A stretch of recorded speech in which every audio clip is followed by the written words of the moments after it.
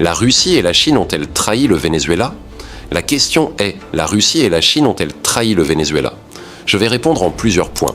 Première chose, le Venezuela n'a aucun pacte de défense militaire avec la Russie ni avec la Chine. Un pacte de défense signifie que deux pays s'engagent officiellement à se défendre mutuellement. Si l'un est attaqué, l'autre intervient automatiquement. C'est par exemple le cas entre la Russie et la Corée du Nord.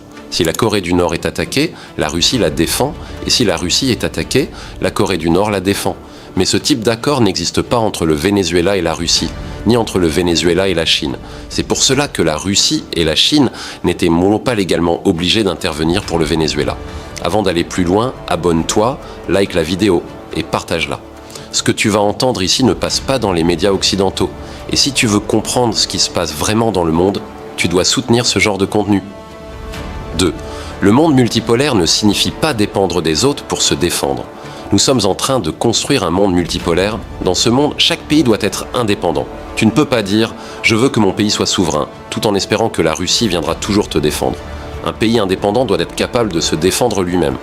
Ce que la Russie et la Chine peuvent faire, c'est entraîner une armée, vendre des armes, fournir des systèmes de défense, partager du renseignement.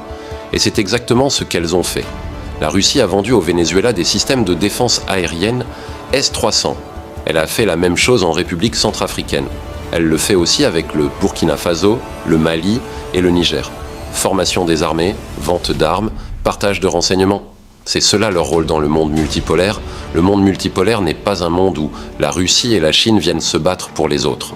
Ça, c'est exactement la logique du monde unipolaire dirigé par les États-Unis. Dans le monde multipolaire, les pays doivent avoir la force et le courage de se défendre eux-mêmes. 3. L'exemple de l'Iran. L'Iran est un bon exemple. Quand la Russie a voulu lui vendre des systèmes S-400, l'Iran a refusé au départ. Pourquoi ? Parce que l'Iran voulait construire sa propre défense aérienne. L'Iran disait « si nous dépendons des autres pour nous défendre, nous ne serons jamais réellement souverains ». Et ils avaient raison. Aujourd'hui, l'Iran fabrique ses drones, ses missiles balistiques, ses systèmes de défense. Ils ont même une ville entière de missiles.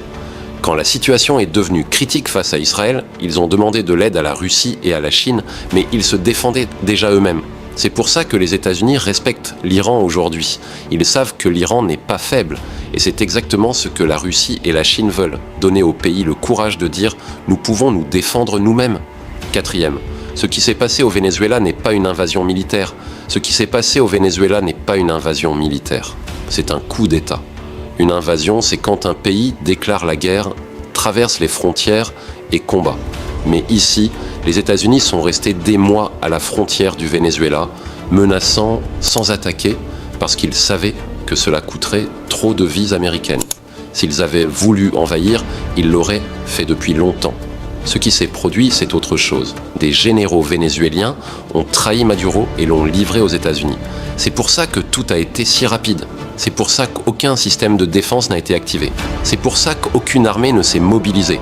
Ils ont pris seulement Maduro et sa femme. Cela prouve qu'il a été livré, pas capturé lors d'une guerre. C'était une invitation, pas une invasion. 5. Même avec un pacte, la Russie et la Chine n'auraient rien pu faire. Même si un pacte de défense avait existé, la Russie et la Chine n'auraient rien pu faire. Pourquoi ? Parce que pour activer un pacte de défense, le pays attaqué doit demander de l'aide. Mais quand les généraux eux-mêmes refusent de se battre et trahissent, il n'y a plus de pays à défendre. La Russie et la Chine ne peuvent pas forcer une armée qui refuse de combattre. 6. Est-ce une humiliation pour la Russie et la Chine ?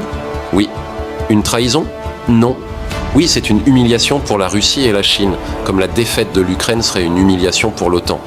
Ils s'étaient publiquement engagés aux côtés du Venezuela.